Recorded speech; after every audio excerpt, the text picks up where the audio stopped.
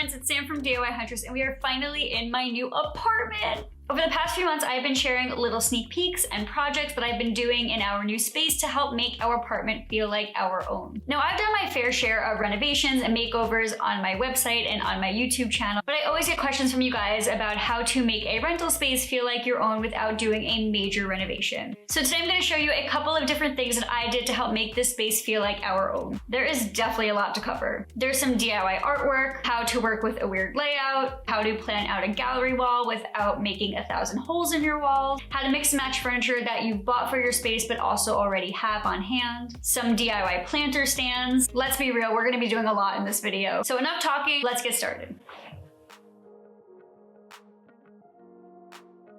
Okay, so for the past 2 months, this apartment has basically felt like a dumping ground for all of our stuff. We started in a 325 square foot studio apartment, and then we moved to my parents' house. So we have had to take things out of storage in basements and attics and basically just throw it all into this space over the past couple of weeks. Now, to make things more interesting, we signed our lease right around the time that New York kind of shut down due to COVID, and because of that, we have not had the opportunity to go shopping for things or find new things to help make this space ours, and we've had to get really creative with using what we have on hand and then ordering only our essential items online. One thing I definitely have to put out there is that we got really lucky that we were able to find a beautifully upgraded apartment within our budget on Long Island. The only two downsides to this apartment are A, the landlord specifically asked us not to paint, and B, that it has a really strange layout. While the open concept is great, the kitchen island does take up a lot of real estate in the living room, and we also can't really fit a couch along that back wall because it protrudes directly into the hallway that leads to the bedroom and the bathroom. That being said, let's talk about these couches for a second, because we learned the hard way that our sleeper sofa that we used in our studio apartment would not fit in our space. Basically, our old couch, which is now living in my parents' basement, was an L-shaped sleeper sofa that was the size of a full-size bed, and having it in the space meant that it blocked off the hallway to the bedroom and the bathroom, or it blocked off the entrance to the kitchen. Now, to spice things up a little bit more, furniture stores on Long Island have been closed since March, so it's not like we could just go to a furniture store and pick a new couch. So my other half and I spent a couple of weeks doing research on the styles of couches we liked and looking at optional seating for our space and choosing a company that was reputable and comfortable, and obviously we settled on Article. Even cooler, the amazing team in Article worked with me to find two perfect pieces for this space: an armchair, which will go into a small reading nook at some point, as well as a 2.5-seater couch. Obviously, I was stoked on the fact that our couch is not a 2-seater, but a 2.5-seater, because I'm tiny and I love squeezing in with my loved ones on the couch. Now, not only did Article awesomely provide the couches for our rental refresh, but they actually sent them to us super quickly via contactless delivery. And what that means is that the team very cautiously and carefully delivered these boxes to our front door, called me when they were here, left the boxes there for us to bring inside, and then we unpacked the boxes, which had the chair fully assembled and the couch pretty much fully assembled. We just had to screw in the legs.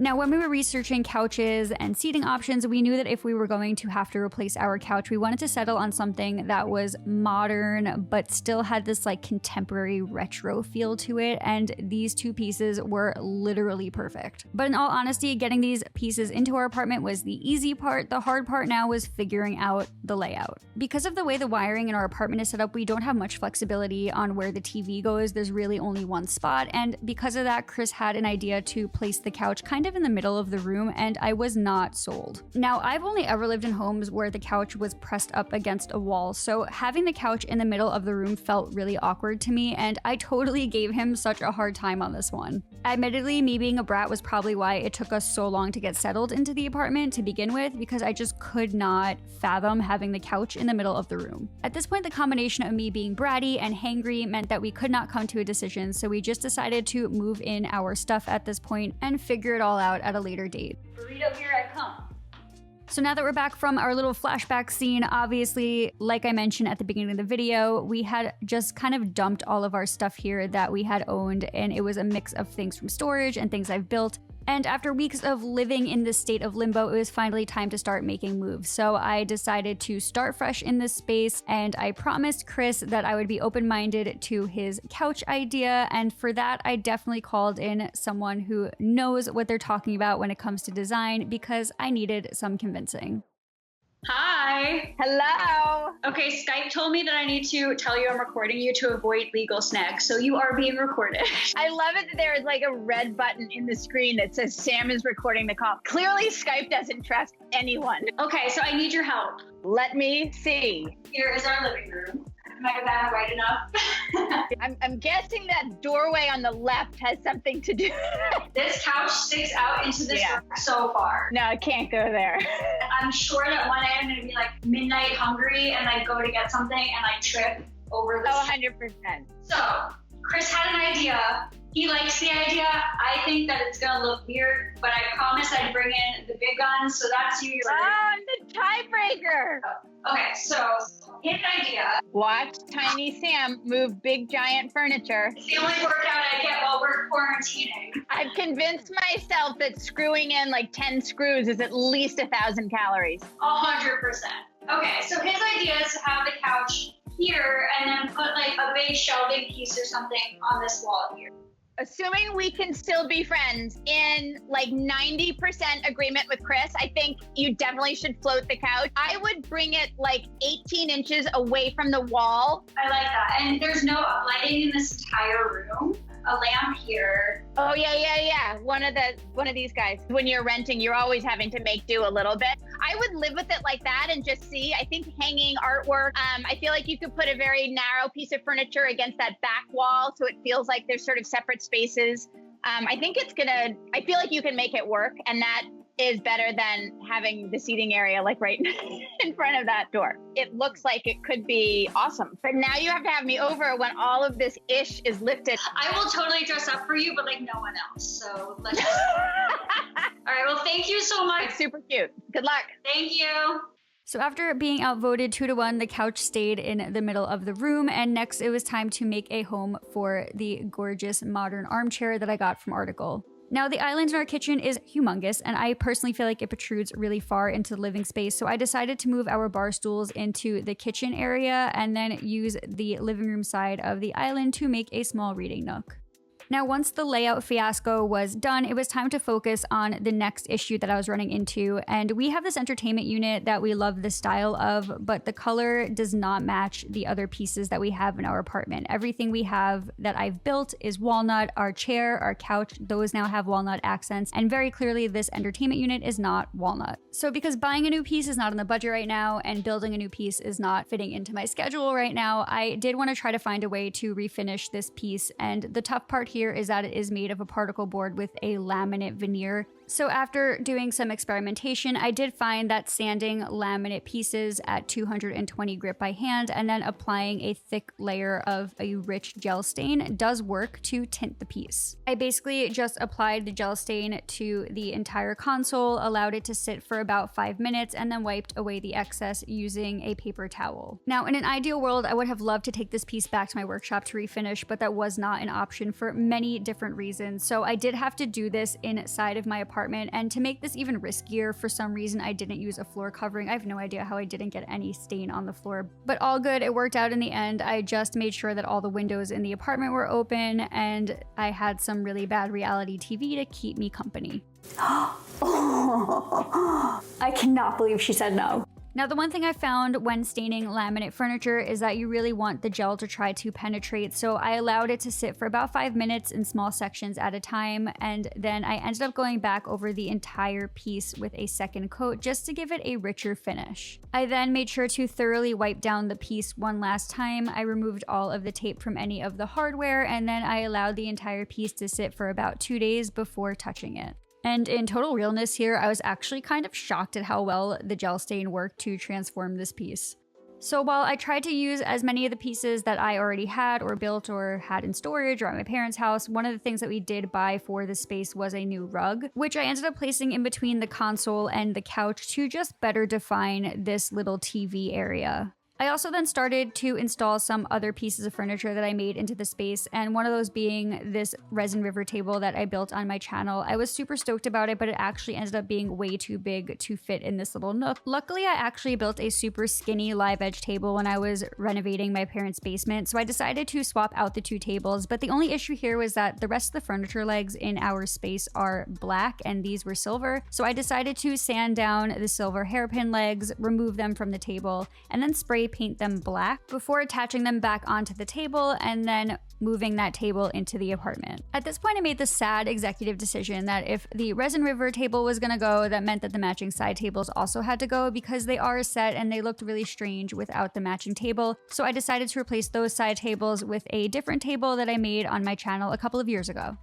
After installing the tables, at this point most of the furniture was in, but I did have to tackle that back wall, and I actually decided to build a custom metal and wood shelving unit for the back wall. I'm not going to focus too much energy on this in this video because I will have a video coming out next week with this entire build process, so definitely make sure to subscribe if you are interested in seeing how I built this. Spoiler alert, it involves some welding, some 2x6s, and it also involves me basically bribing my brother with pizza in order to get him to agree to help me install it in the apartment. All kidding aside though, we definitely needed some extra storage options, and the shelving unit seriously saved the day. Once all the furniture was in, it was time to start focusing on what felt like the thousands of boxes that were scattered around the apartment. The first thing I really wanted to get up were the curtains that we had hanging in our last apartment, because there's just something about hanging curtains in a space that finally makes it feel like home. A little hack I did use here was I actually ended up using a handheld steamer to take the wrinkles out of the curtains. These curtains have been in boxes for over a year now, and I really wanted them to not look wrinkly, so if you have a steamer, that is the perfect solution for wrinkly curtains. Next up, it was time to unpack and display some artwork, and we have this group of gallery frames that had been in boxes for a while, and I was toying with the idea of making a gallery wall to kind of try to conceal the really ugly thermostat that is on the wall next to the couch, and since I had a lot of boxes laying around, I used the extra cardboard to trace these frames and then used those templates to tape to the wall to make a gallery wall without adding any extra holes. And honestly, I'm super happy that I did this because after moving these around 1,000 times and looking at them for days, I ended up deciding that I hated the idea of a gallery wall, and I ripped them all off the wall and ended up opting for two really large prints instead. To keep with this like earth tone theme that we have going in our apartment, I ordered these two really awesome prints from this epic Etsy shop. I've actually linked to the shop that I got these prints from below this video and on my website. And I printed them very high def and very large scale at my local print shop. And basically I wanted to hang them in poster frames, but did not realize that the poster frames I had were too small for the prints. So I ended up using the acrylic from the poster frames to trace the size I actually needed, and I cut these prints down to size just using the razor from my box cutter. And once I was done trimming them down to size, I then inserted them back into the frames and then hung the frames on the wall based on the layout that I made with those spare boxes. Now, I decided to hang these on the wall using command strips, and I was actually really happy I did that because, again, I'm so indecisive, and I ended up flipping these prints, and that's why you'll see in the pictures and the videos later that they are in a different order than they were when I hung them in this clip. In an effort to keep it real, I'll be honest, I'm not a girl who uses command strips to hang things. I'm more of like a let's just stick a nail on the wall and deal with the consequences later, but I do understand that that's not an option for everybody, which is why I chose to try to use these strips to hang my artwork, and honestly, I was really impressed with how strong they hold. In fact, I actually used some heavy-duty strips on my DIY wooden artwork that I hung in my apartment, and that is up there. It is not moving, it is sturdy, and I totally trust it, and I'm interested to see what happens when it's time to take down this wall art. I feel like hanging artwork is usually the last step in the process, but we had so much artwork just hanging around the floor that I had to get it off of the floor and onto the walls. And after I did that, it was then time to pull out all of the rest of the boxes of stuff from our bedroom to put on our bookshelves. We seriously just have so much stuff that has been in storage forever, so it was so nice to get it out of boxes and onto this bookshelf that I made. But honestly, this took forever because I kept getting stuck on trips down memory lane. No way, I completely forgot about this. It's my sketchbook from high school. I'm gonna take a trip down memory lane later. In terms of styling the shelves, there wasn't really a method to my madness other than I didn't just want all of the books on one shelf and then the rest of my stuff on another, so I kind of worked in blocks. So books, maybe board games, then more books. I honestly just worked with what I had and moved things around until I was happy. After finally getting our boxes unpacked, it was time for some final details, and as much as I wish I could go shopping at a home store, they are closed right now, so I decided to upcycle a couple of planters by either painting them or making plant stands for them using some scrap wood. I mean, let's be real, this wouldn't be a true DIY Hunters video if there wasn't some woodworking involved. Now, you can find tons of tutorials for planters that look like this on Pinterest or on YouTube, but basically, I cut some excess square balusters that I had in my workshop into base pieces and leg pieces using the widest measurement on my planters. But if you're looking for the measurements that I use for my planters, I have published them in the blog post about my rental refresh. Now, after I was done cutting all of the pieces, I then had to create perfect X's, and I did this by clamping the large piece to my workbench and then glued the two smaller pieces to the larger piece using some rapid fuse as well as some wood glue. I then added a clamp for additional pressure, allowed it to dry for about 45 minutes, and then came back and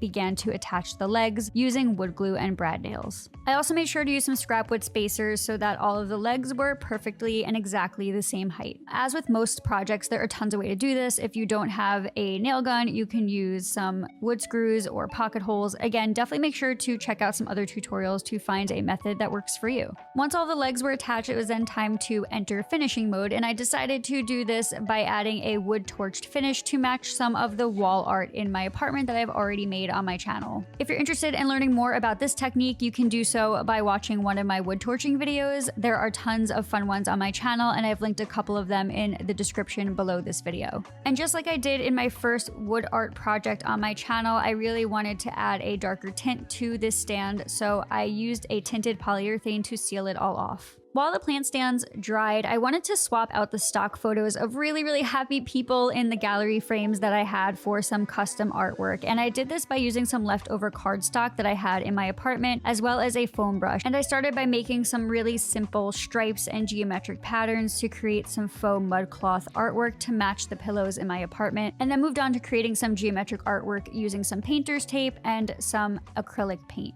I then let everything dry and played around with a couple of layers and some other fun patterns, and then cut everything to size to fit inside of the frames. Custom artwork doesn't have to be complicated or expensive. It can be something that you can make organically in just a couple of minutes. Something else you can do for custom artwork as well is frame sentimental things like I did with my other half's old comic books. I seriously have a soft spot for things like custom pieces or collecting artwork from friends or even making your own artwork. Sometimes it's just those little handmade touches that really make a space feel like home. Creating a space that feels like home is a journey. As we continue to grow into our space, I'm sure that there will be changes we make along the way. But for now, I am just so stoked on our new space and how it looks and how it feels. It is pretty amazing what you can do to a space, even when you can't change the wall color or do a full-blown renovation. Although it took a while for us to finally get settled in, I feel like some of the smaller changes that I made in the space had the largest impact, like refinishing our pre-existing furniture, taking furniture from other rooms in the homes that we lived in and moving them to the living space, or just making custom artwork so that it feels like home. In fact, if there's anything that this refresh taught me, is that you really don't need to break the bank in order to make a large impact in your space. Sometimes it's just a matter of switching things up a bit. I'm not really sure I have the words to express the way that I feel about my new apartment with my other half, and we just can't wait to be able to have friends and family and loved ones over to celebrate this new space with us. In all honesty, moving is super stressful, and I'm happy it's over, and I'm so excited to be able to finally enjoy our space and make it our new home.